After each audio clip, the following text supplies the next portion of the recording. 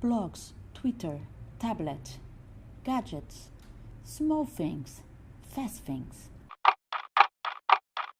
We all have this feeling that modern life brings us new kinds of technology, but nothing can compare with the arrival of the telegraph in the 19th century.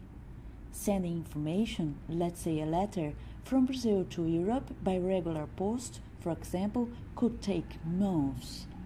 With the telegraph, minutes were suddenly enough. The same feeling as sending an email, right? Some people call the telegraph the Victorian Internet. Another huge step forward was the radio in the 1920s. But things get even cooler when we talk about new technology and science. In 1923, the first Brazilian radio service was created, only a couple of years after the first radio in the world.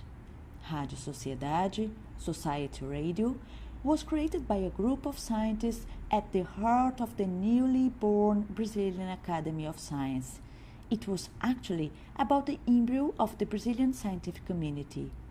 These guys, and we are talking mostly about white men, joined their efforts and their money to create the radio. They dedicate themselves to the task of communicating science for persuading the society and policymakers that science was important.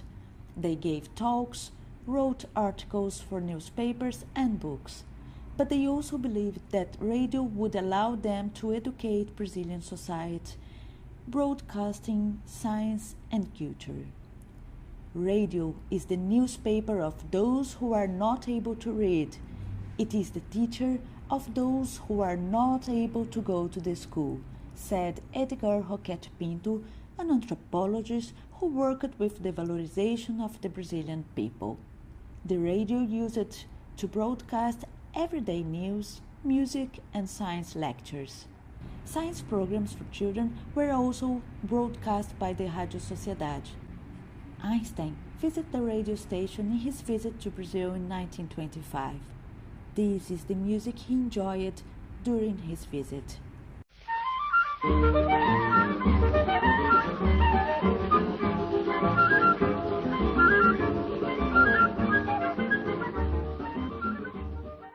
Einstein said, "After my visit to this Rádio Sociedade, I want to express my admiration for the splendid results obtained by the alliance between science and technique, allowing those who live isolated to have access to the best fruits of civilization." It is true that a book can also do this, and it has been doing so, but not with such simplicity of a well-prepared talk on the air. The cultural content broadcast over the radio, when done by authoritative people, allows those who listen to hear a well-selected choice of personal opinions and comments, which in turn consolidate the path for making it easier to understand things. This is the great work of Rádio Sociedade. Well, this raises the question, which new technology comes next?